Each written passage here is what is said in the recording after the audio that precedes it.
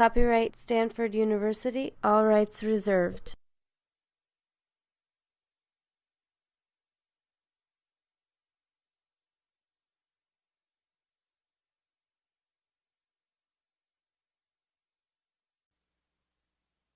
Elizabeth has published in journals such as Cancer Cell and Cancer Research, and I guess today Elizabeth is going to tell us about her personal journey from academia to this world of entrepreneurship, and also about her really fascinating company, Science Exchange. So Elizabeth, it's all yours. Great, thank you so much. Well, thank you all for coming. I really appreciate this opportunity to speak here and tell you about Science Exchange, and particularly it's exciting for me to talk to postdocs because of my journey from the postdoctoral world into becoming an entrepreneur. So I'd be really happy to answer any questions you have about how to make the leap from the kind of academic world of science into what other options there are out there. So yeah, basically the title is How My Postdoc Inspired Me to Launch a Startup and How It Can Help Your Postdoc Research. So I am also assistant professor at the University of Miami, and I still have a lab there as well as being a co-founder of Science Exchange. And that's actually because my company is about research and how it can be done differently from the traditional model that we all have of running our own lab and doing everything ourselves. So when I started my postdoc in 2008, I remember joining the University of Miami and going into my mentor's office, and he told me, right, this is the most important time of your career. This is going to make or break your opportunity to become an academic researcher. Everything is going to be tough. You have to prove yourself in 3 years, and that's it. You've got 3 years. You've got to do the best that you can in this time and get as many publications as you can. So no pressure then from your postdoc. Everybody knows that the postdoc is a very stressful time in your life. So I started off all hopeful of my Nature paper that I was going to get with 6 months of research. Everyone has these dreams when they start their postdoc that it's all going to be so easy compared to your PhD. But unfortunately, as we all know, this is not so easy. So I started my research. I do breast cancer biology. I was developing a new animal model, and I kind of got halfway through my project, and I realized that what I thought I was looking at was really an immunology problem, which I didn't have any experience in. So I started to think about all of the people I've worked with in the past and all of my collaborators and who could I ask about these immunology questions and techniques. And I realized that actually there wasn't really a good solution. So I started to look at outsourcing some of my experiments. And when I started to do that, I realized that outsourcing experiments is really hard. And it's kind of crazy that it's so hard because research really requires that now. So it's hard because it's hard to find the right person who has the right skills and equipment to do your experiment. It's very time consuming to contact them, and usually there's no pricing or availability information, so it's a matter of phoning up all of these people and asking them, what's your price, what's your turnaround time? There's no feedback on previous people who've used those service providers, so you don't know if they did a good job. And then it's really difficult to pay. So anybody who's ever had to use an external core facility or a commercial service provider that's not in your e-purchasing system, you'll know that this is absolutely a nightmare. So you have to contact the vendorization department at your university and ask them to check everything out, get them in the system, or you can pay with your credit card. So I actually ended up paying for experiments on my personal credit card and getting reimbursed. So I realized that this was a significant issue. And the more I thought about it and the more I researched about outsourcing, I realized that this is going to become an even bigger issue. At the moment, already 1 in 10 of research dollars is spent on outsourcing experiments, and this is growing every year. So why is this? Well, increasingly, it's not possible for one lab or PI to have the right equipment, the right expertise, and all of the time to do all of their experiments themselves. So people outsource their experiments because they don't have access to the right skills or equipment, they don't have the time to do all the experiments themselves, or they just want to get more research done more quickly. So when I realized that this was becoming such a big trend and so important for research, I wondered, why is there not a better way to find the people to do your experiments for you? And so I thought, why don't I create something? So I created Science Exchange. Science Exchange is an online marketplace for science experiments. And so what I mean by that, because that kind of sounds a little bit crazy, is that it's really just a very large database that has all of the core facilities and commercial service providers in one place. So you can go to scienceexchange.com, look for an experiment that you want done, find all the people who can do it, and know their pricing straight away, know their availability, and we provide payment tools and project tracking tools to make it really easy to conduct the experiment. So you can create a free account at scienceexchange.com. So how does Science Exchange work? Basically, you can search for an experiment type. There's more than 400 experiments listed at Science Exchange at the moment.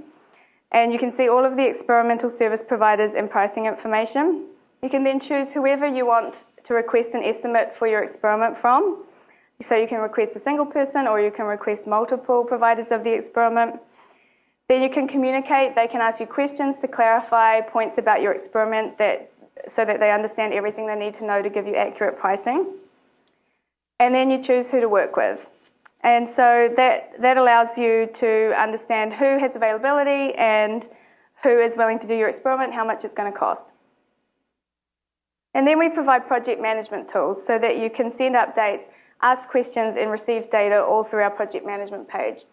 And really importantly for me in particular, when I set this up, I was very determined that payment was going to be really easy. So we have payment through our payment platform, which is integrated with all of the university purchasing systems. So this means that your e-purchasing system, you can just go and choose Science Exchange from the list of vendors, and it's super easy to pay us. Then once the project is complete, we make sure that the provider gets paid. So that takes care of the difficulty in terms of payment. So Science Exchange is easy and it's totally free to create an account, list your experiment, and choose people to conduct your experiment for you. So one of the interesting things is talking to researchers about Science Exchange and trying to understand what the market size is, who would be interested in this, is there's all these myths about outsourcing your experiment. So I'm sure all of you have probably outsourced experiments before, whether or not you call it outsourcing. So core facilities that provide experimental services, getting your collaborator to do an experiment for you, all of these things are a form of outsourcing. So one of the interesting things is the myths of experiment outsourcing. And so I started to, the more I talked to researchers, the more I sort of understood the common things that they would bring up as barriers to outsourcing their experiment. So first of all, people think it's expensive.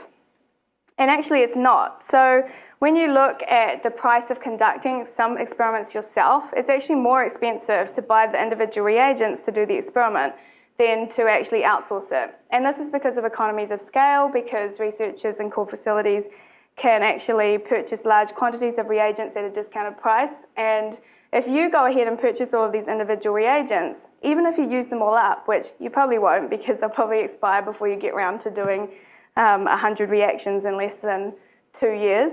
But even if you look at that and you don't take the cost of your time into account, it's actually cheaper to use a specialist. Second of all, people think about outsourcing as just a limited set of experiments, things like microarray analysis, DNA sequencing, all these types of things. And that's because when you look at your core facilities that are at your own institution, that's what you see.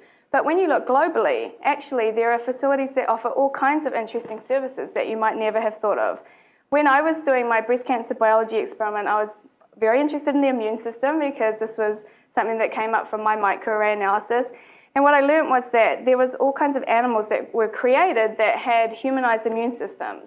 And for me to do that myself would have basically been impossible. I couldn't have created these animals, but I could access them through Penn State's core facilities. And so there's really interesting things that are available for your research that you can only access by using a global database like Science Exchange. The third myth is that there's dodgy providers. So people are nervous about outsourcing their experiment because they don't know who's going to be conducting my experiment, do they have a good reputation, all of these types of issues. And that's very important because all of our providers are from top core facilities at top institutions. So we make sure that our providers are of the most highest quality so you can ensure that your experiments are conducted efficiently and well. But secondly, to that point about dodgy providers, at the moment there's no efficient way to determine who is good at doing your experiment. So we have a feedback and rating system that actually collects information on all of the transactions that go through our site. So that means that even if you're using a core facility from a top research institute, if they haven't provided a good quality service to previous users, you will know about that. So that helps you understand who to work with. So the fourth myth is that all providers are the same. And this is also not true. So when you're looking for experimental service providers, there are always true specialists who are often cheaper and better than other options. And without a global database, it's very difficult to determine who those true specialists are.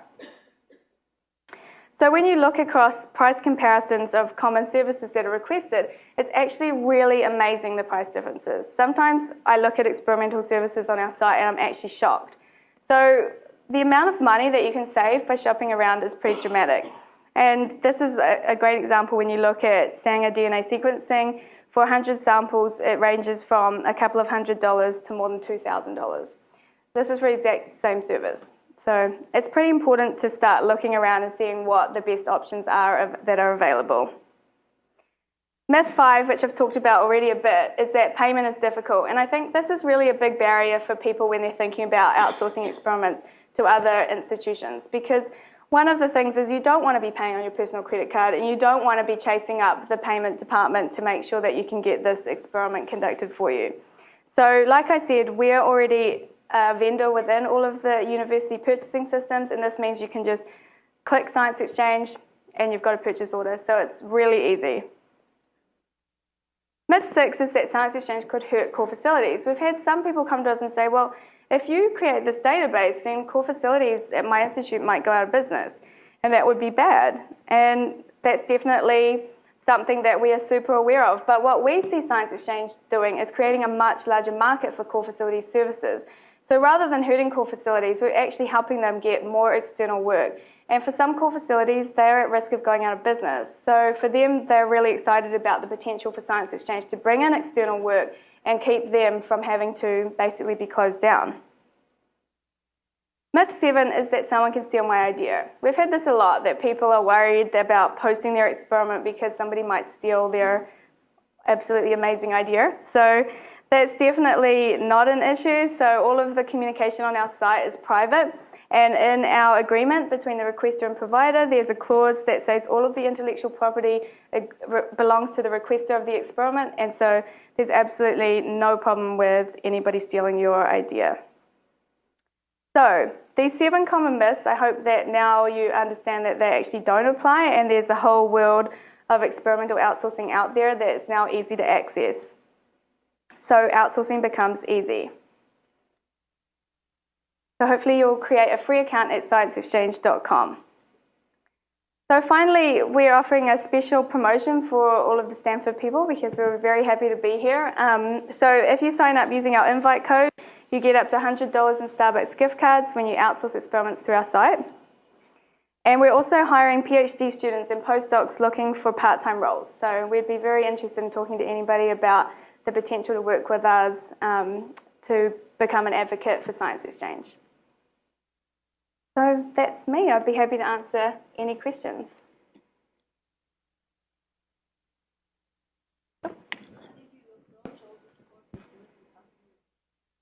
Yeah, so I think that's a really interesting problem. It's kind of like the chicken and the egg. So when we first launched, we were a totally open platform. So we basically said, post your experiment, and then we'll go out and find a core facility who can conduct your experiment for you.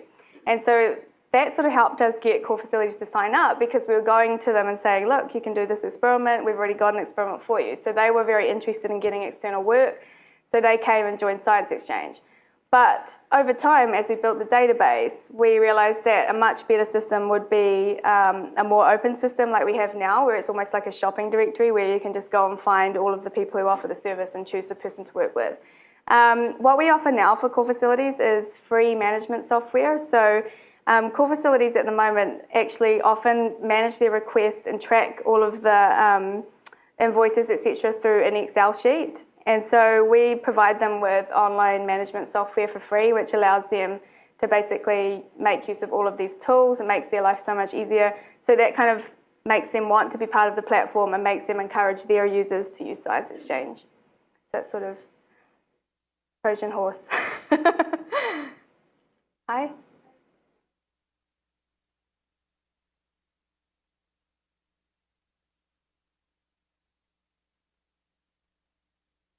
Yeah, yeah. Yeah, I think that's very interesting. So we were very fortunate because we've kind of had a super short idea launch, be funded track, and that was because just on the basis of the idea, we applied to Y Combinator, which is the startup accelerator program, and so we went through that. We applied in February last year with the idea. We joined Y Combinator in May, and then basically we had joined the 3-month program. At the end of that 3 months, we'd launched our product, and at that time we raised venture capital funding. So being part of a startup accelerator program is a huge advantage. Basically, all of the doors are open to any angel or VC that you want to talk to. Yeah, I would strongly recommend if anyone gets a chance to be part of one of those programs to take part in it.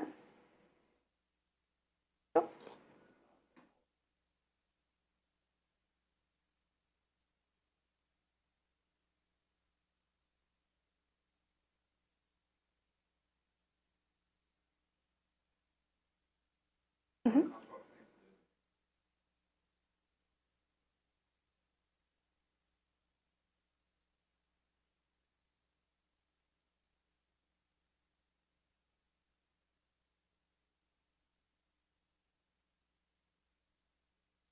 Yeah.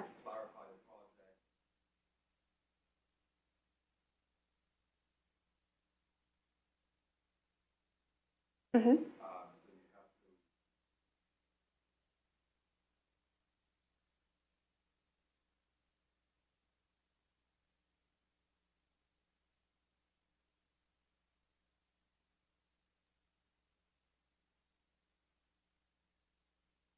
Yeah. Mm-hmm. Yeah.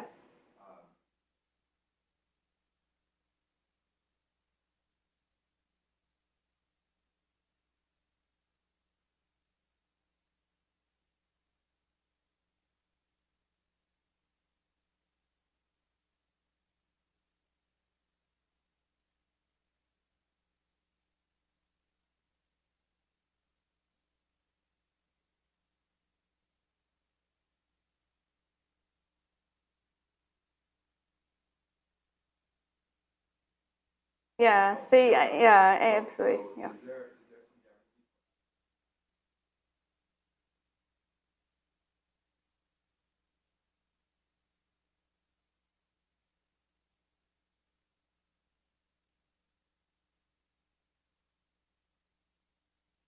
Mm-hmm.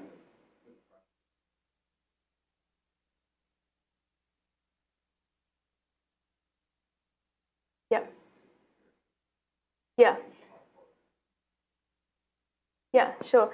So we're trying to build our database. That's basically our biggest push at the moment is building our database so that when you search for something that's very, very compelling, that there's going to be the best possible price that you can find. So basically every day we're adding about 20 new providers. So in a week, hopefully you look back and you find somebody who is cheaper. But with timing, I think that's the big issue, right? Like if you knew for all of the people who'd used that person in the past what their experience was, then you probably would know this person doesn't ever deliver things on time and they didn't do a very good job. They only did 60% of what they said they were going to do. The problem is not knowing that before you actually went through and ordered it from them. So definitely you agree a time period that the project is to be done by. And obviously if they don't meet that time period, then that's going to be recorded in the feedback so that you would know.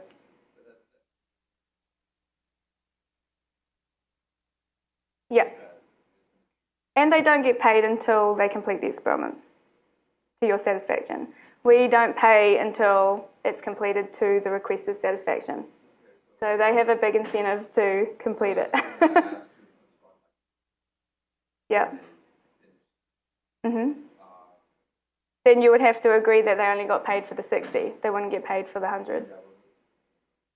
Yeah.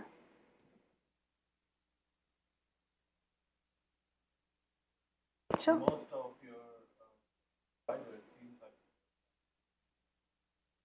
Mhm.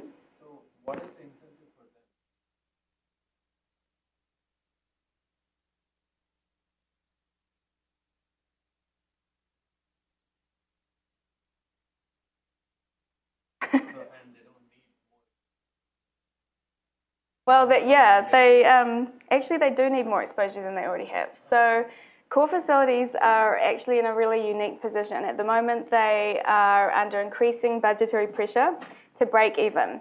So core facilities are actually subsidised by the university heavily. They cost the university millions of dollars every year to keep them open. And with the increased pressure from the NIH cutting its budgets, institutions are starting to say, you've got to break even or we're closing you. And so they really need extra work. And the problem is that most of them have websites, people can't find them, they might be on like the 4th page of Google, no one's ever going to find them. So we basically, for a provider, for a core facility, it costs nothing to be part of Science Exchange. And they get all this benefit because they get exposure to external researchers, they get essentially a web page on Science Exchange to advertise themselves, they get our free software that allows them to track requests, track their invoices, report to their administrators. All of that is automated through our site. So we feel like we offer the core facilities a lot of value for nothing, and because they create a lot of value by being part of our platform. So that's kind of our business model to get them involved. And we've had really great response from core facilities. They're definitely very excited about the potential for Science Exchange to help them.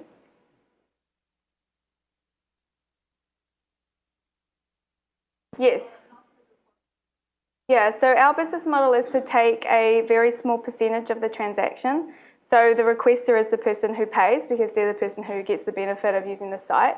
What we've found is because we're part of the purchasing system, researchers obviously could circumvent us. Any marketplace that exists has a problem with circumvention where we don't hide who the provider is, we don't hide who the requester is, we're totally open because we think science is a business that is very important about the individual, and you have to trust the individual you're working with. So we're totally open about who those two individuals are. They could theoretically go around our platform and say, forget it, I don't want to pay the 5% fee. But we actually haven't seen that, mainly because we do see a big problem with payment outside for particularly university researchers. If they don't pay through Science Exchange, it's very hard for them to pay someone externally.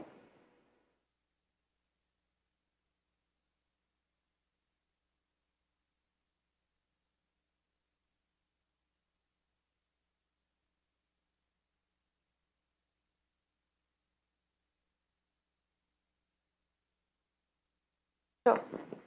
Yeah, so I think definitely that's right from the beginning. We wanted to be a global directory. We never see ourselves as restricted to the US, and we do have providers and researchers from international countries as well. So absolutely, we are totally open to providers signing up from China, from India, from all of these countries, because that's a great opportunity for US researchers to be able to access their expertise. What we do see is that a lot of the time the experiments that are outsourced to China are things like to the Beijing Genomics Institute. We have people outsourcing next-gen sequencing there, and no one in the US can compete with them. They absolutely do it the best, and they do it the cheapest, and they do it the fastest. So the issue with things like that is data transfer. So when you're looking for things like next-gen sequencing, you're generating terabytes of data. So transferring terabytes of data is not a simple task. We have large data transfer tools on our site that enable people to transfer up to maybe like 5 gigabytes, but certainly not terabytes of data. So in that instance, people are doing things like purchasing hard drives and shipping them by FedEx. So we're trying to facilitate easier ways to do that, but that's definitely a challenge. What was your second question?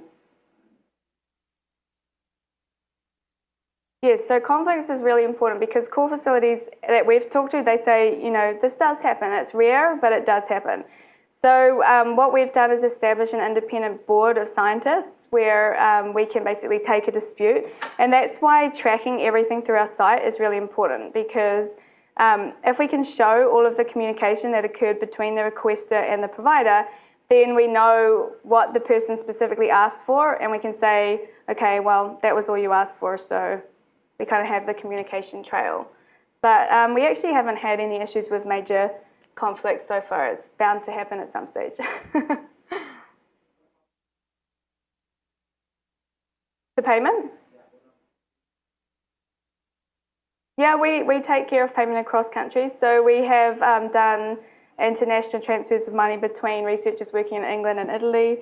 So these are all things that are interesting for your business model as well, because when you start to get involved with international currency conversions and transfer of funds across countries. It does, obviously, that's difficult, and that's why it does incur costs, but it's also a business opportunity because there is, that's a really big challenge for researchers, is paying across countries like that. So yeah, we do that as well.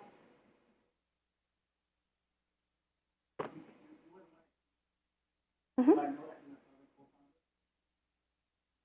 Yeah, that's a really interesting question. Yeah, I think that's something that everybody always says, because as a scientist, you're sort of like, okay, I want to do a web-based startup. Well, I don't know how to code, so that's tough.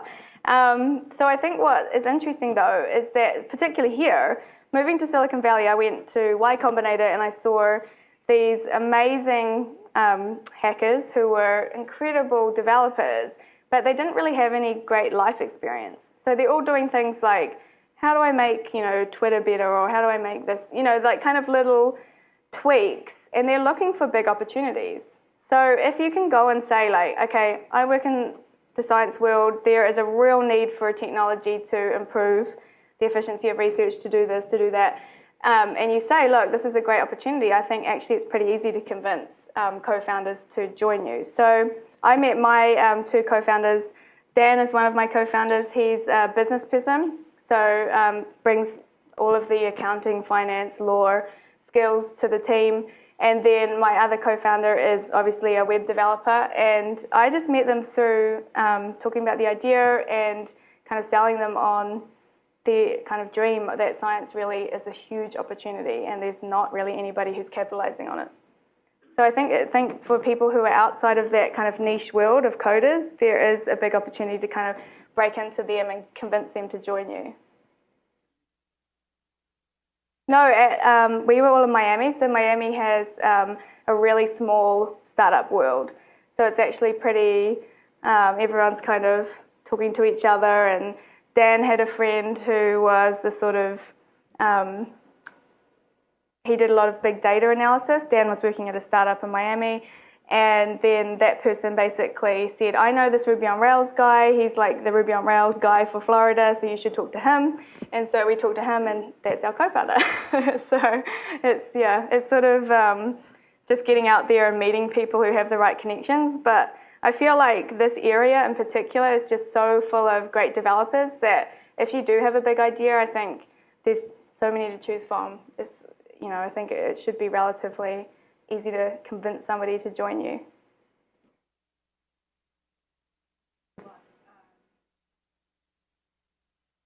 Mm-hmm. Yeah. Yeah.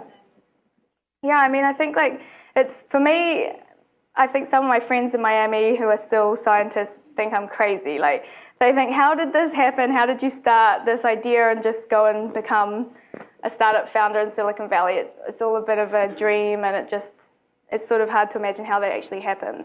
But for me, I basically started thinking about the problems with science, and I was a researcher, so I'm doing my research. All of these things were annoying me, and I still feel like even Science Exchange is just the tip of the iceberg for the opportunities for technology to revolutionize scientific research. I think there is a huge need for academic way of doing things to kind of be transformed, because it's very old-fashioned, slow, tedious. So I started to think, how could technology help science? And I was talking to other people who are doing interesting things in the business world. And one of the things that I saw was things like Freelancer, Elance, Odesk, which are kind of transforming the way that people did things like web development. So they would have, I need to build a website, I don't want to hire a developer, I'll just outsource that task.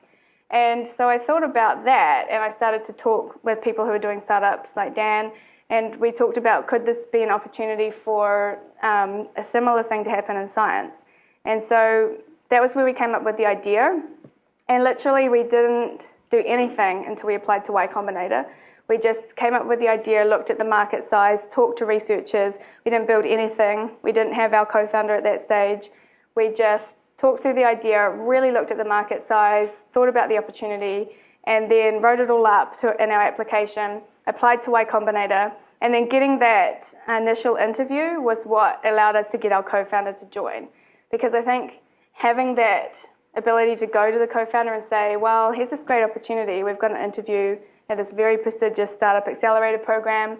Do you want to be involved? That kind of was enough for him to think, well, okay, this is a great opportunity. So then he joined us and we applied, we did the interview, got accepted. And once you're in a program like that, it's hard to really, it gives you the space, 3 months to just focus on your startup intensively. So all you do is your startup. And so having that focus, I think, is really important, because a lot of people try and do a startup part-time, so they're working in their job and then they're trying to get their startup up and running in the evenings or at night. And, if you really have a great idea and you really want to capitalize on it, it's not really the idea that's important, it's the execution. So I think that people, if you think your idea is so special, there's probably 1,000 other people who have that same idea. It's just the execution that actually puts you ahead of them. So having the time and the opportunity to just devote yourself for 3 months and see whether this idea has any kind of legs is probably the best advice that I could give, because having done that, we sort of got to a minimal viable product. We launched, we got a great reaction from the scientific community, and we sort of knew, okay, we're onto something. So let's keep doing this, let's raise money, let's try and get this off the ground.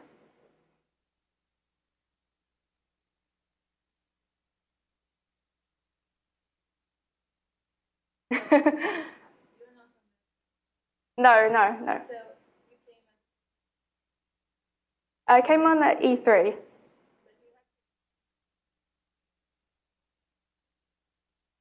Yeah, it's very tough. I think that's actually something that is a big issue for foreign founders, and I've got a lot of friends who are foreign founders of companies, and some of them, it's basically crashed their company. I've had friends who have been kicked back out of the country, they've gone to Ireland now and they can't get back in. So it's a huge issue. I'm sure you know that there are considerations going for startup visas to be made available more readily for immigrants to the US at the moment, but that's not going to come into effect for at least 4 or 5 years, so probably doesn't help most of us. For me, I was lucky because I'm an Australian citizen, so Australia has this visa program called the E3 visa, which is very similar to H1B, but a lot easier to get. So I was able to get the E3 visa, but I had to, in writing, make my co-founder, who's American, the CEO of the company, even though I'm really the CEO. So there are a lot of issues, for immigrant founders. So more or less we needed an American to be the co-founder, or we wouldn't have been able to get our visa.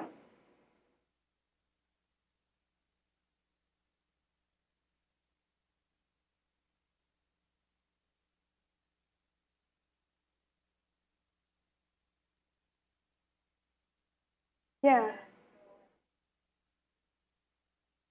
No. So I think that's very interesting. So I think that, we could talk a lot about patents and whether they're good for innovation, bad for innovation, whether they're good for businesses, bad for business. I think that it totally depends on your idea. So if you're a researcher and your company is based around a technology, then absolutely you need a patent. And you'll have to license it from the university where you'd made that discovery. So that's also an issue. But I think for us, we're a marketplace. We don't have anything that's patentable or protectable in that way. We think that our advantage is just becoming the biggest, the fastest.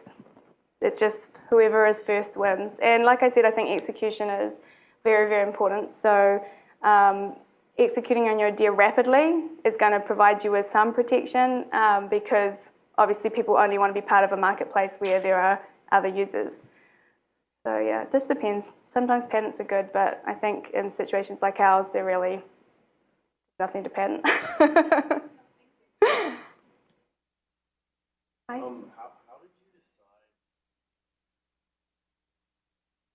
Mm-hmm.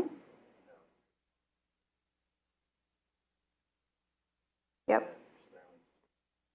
Yeah. So our minimum viable product was just to say, here's a site where you can post a project, and we'll find somebody to do it for you.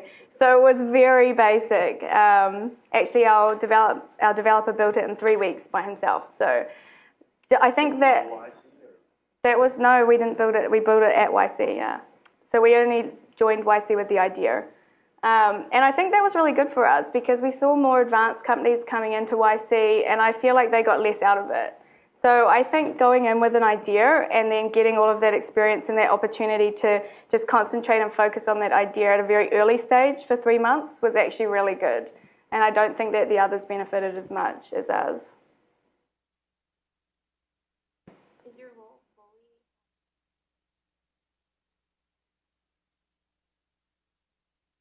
So in a way, it is fully science exchange. So I am based here full time in Palo Alto, but I kind of think of myself as the tester for science exchange. So I still have a lab in Miami, and I still have a voluntary faculty position there, and I still do experiments, but all through science exchange. So I don't actually do any physical lab work myself anymore. It's just all outsourced.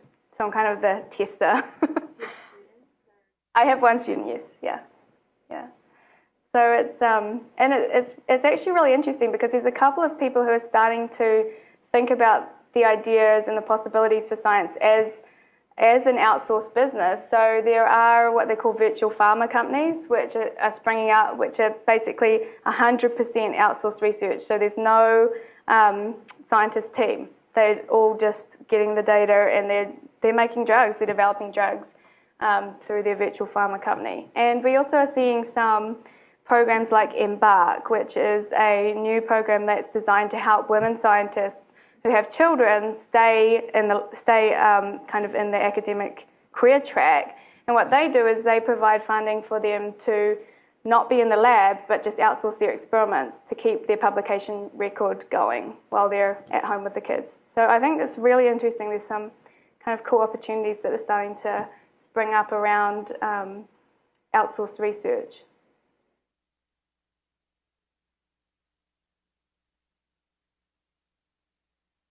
Sure. So one is to give us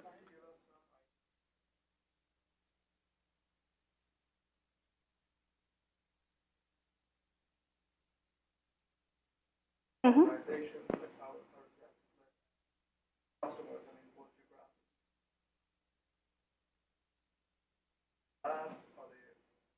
Yeah. So, I mean, we basically have not restricted our provider profiles at all. So we have core facilities from universities, we have commercial service providers, we have CROs. So we have a range, but we are very heavily dominated by core facilities because that's been our target market.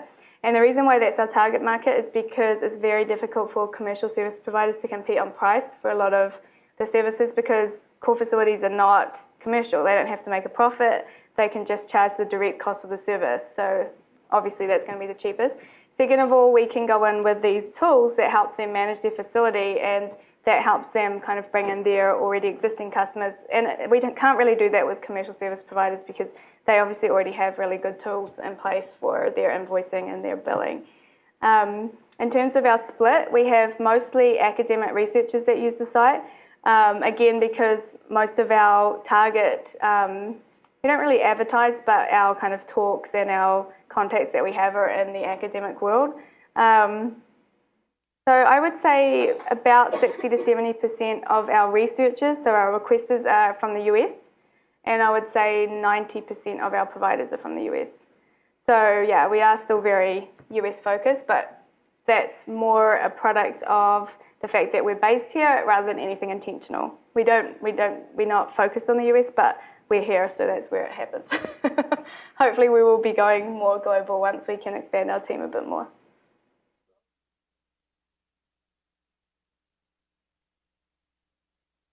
Yeah.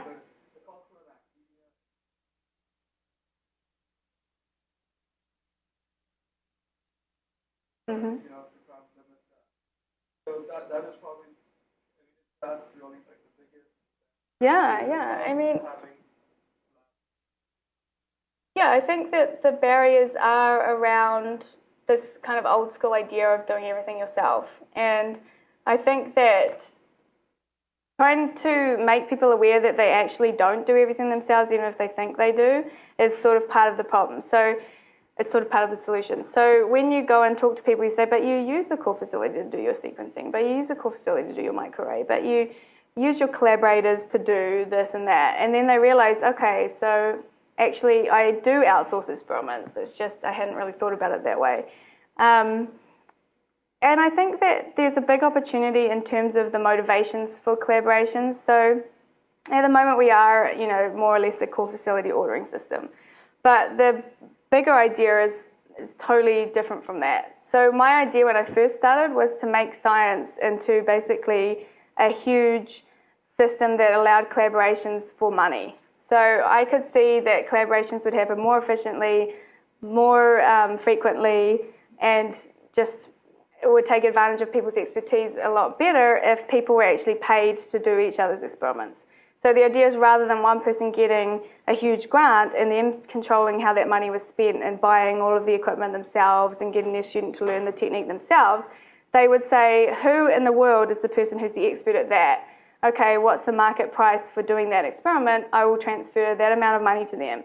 And in doing so, that would actually incentivize the right person to do the job for the right price. So instead of bartering it for, okay, I'll give you co-authorship on my paper and maybe in the future that will help you get a grant. That's not really a great incentive to collaborate with people. So my idea is that in the future, once we kind of got this system up and running and got everybody familiar with using Science Exchange to actually access core facilities for experiments, they will start providing their own experimental services on the site. And we've had a lot of postdocs who are interested in that, although we don't really encourage it at the moment. But yeah, sort of the big vision is that research would become a lot more efficient if people kind of did things on a micro scale and were like doing experiments for each other all the time.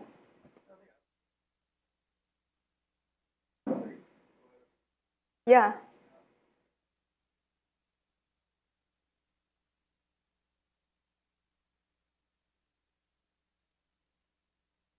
Mhm. Yeah, I mean, for me, what takes up most of my time is traveling and doing talks and meeting with people. So I'm very much the sort of public face because I'm the scientist. So I can kind of go and talk to people and understand their research and understand the issues that they face in the academic world. So most of my time is spent traveling and talking to core facilities, talking to VPs of research, talking to postdocs, and trying to get them to buy into the idea of science exchange.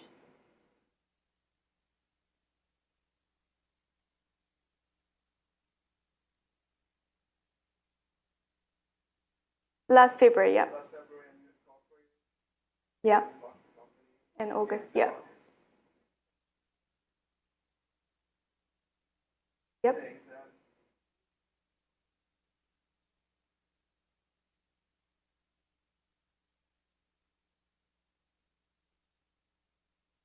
I think it would if I didn't have a business co-founder. So having a business co-founder is very useful because in terms of just understanding who I need as part of my team, so obviously like in terms of the accounting and in terms of like understanding all of the venture capital deals, I mean, I had to learn about those, but it would have been much more difficult if I didn't have a business partner to actually sort of go through all of the intricacies and help me understand what was the difference between a convertible note and what was the difference between, a Series A, all of those types of fundraising questions that business people know about and scientists do not know about.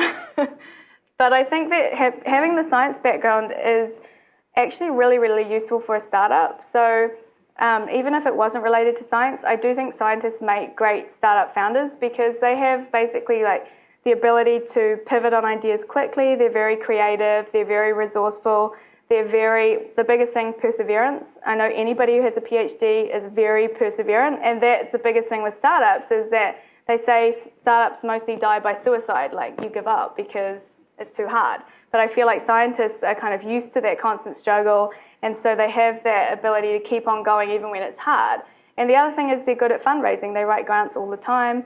So in a way, many of the things that scientists do are actually exactly the same as being a startup founder. So I think that, I would like to see more scientists getting into that world because they are the ones who can come and say, these are the big problems that we really need technology to solve. So. Mm-hmm.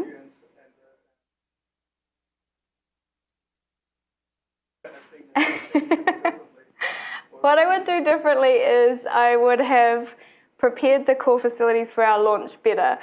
So we kind of came out of the gate and we were just like, here we are, everybody. We're going to solve all of your problems. And initially we did have a bit of a backlash from core facilities saying, well, who are you? Don't tell me what we need. So I think that was kind of scary for them that we sort of moved really fast and we were just sort of like, here we are, come on. And then they were sort of like, okay, you need to come and talk to me. So I would definitely have been a bit more careful about making sure that people who you're directly affecting their lives, that you go and talk to them and make sure they know about you rather than they just hear about you secondhand from the wrong person. Yeah.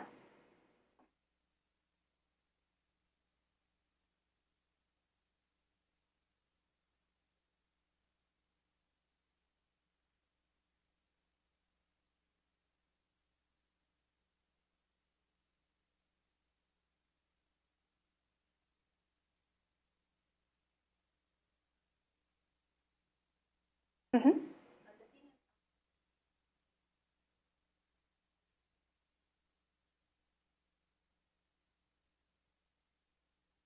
Mm-hmm. Yeah, yeah.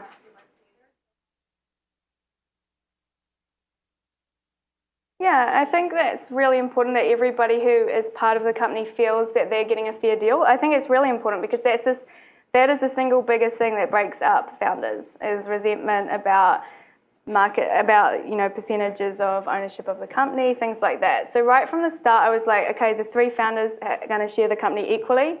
We're all equally important to its success. And that way there's no kind of, oh, you own slightly more than me, that's going to cause trouble. Because ultimately, if you really think that your idea is going to be huge, if you own 20% of a company or you own 30% of the company, it's really not going to make a difference. Either it's going to be a big success and you're going to be super rich, or it's going to fail. So you might as well incentivize everybody equally to really want it to succeed and not create all of this tension that can exist if they're not equal founders. I've seen a lot of problems with not equal founders.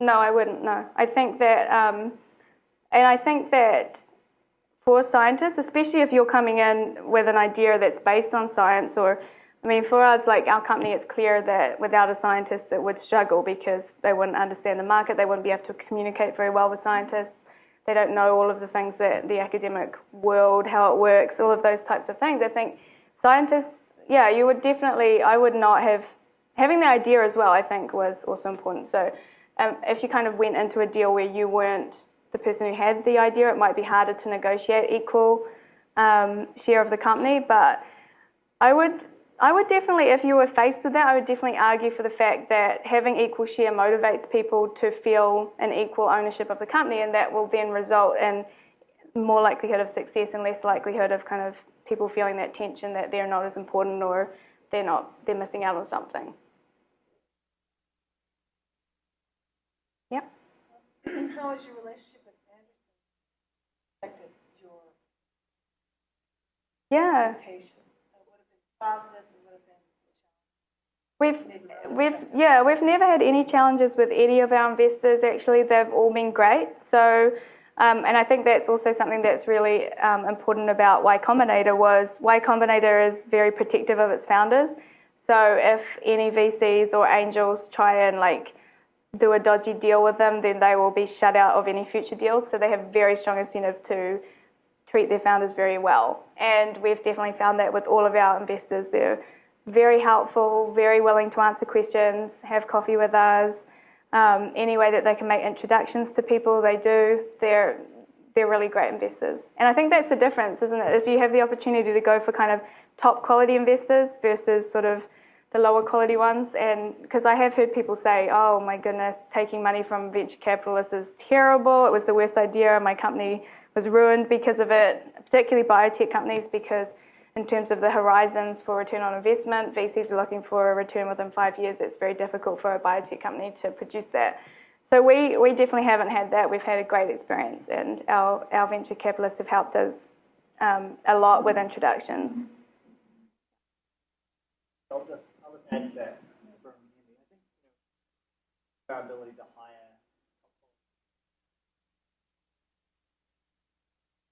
we expanded our team basically what it was up until September, October.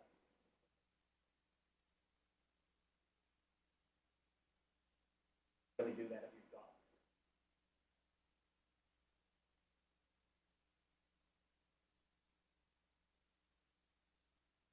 really good people. And that's the biggest difference actually. If you look at developers, the difference between a kind of superstar developer and a good developer is so dramatic. So they say like getting a superstar developer is like worth 10 of just a good developer. And we've definitely seen that. So it's really important when you're hiring to make really good hiring decisions.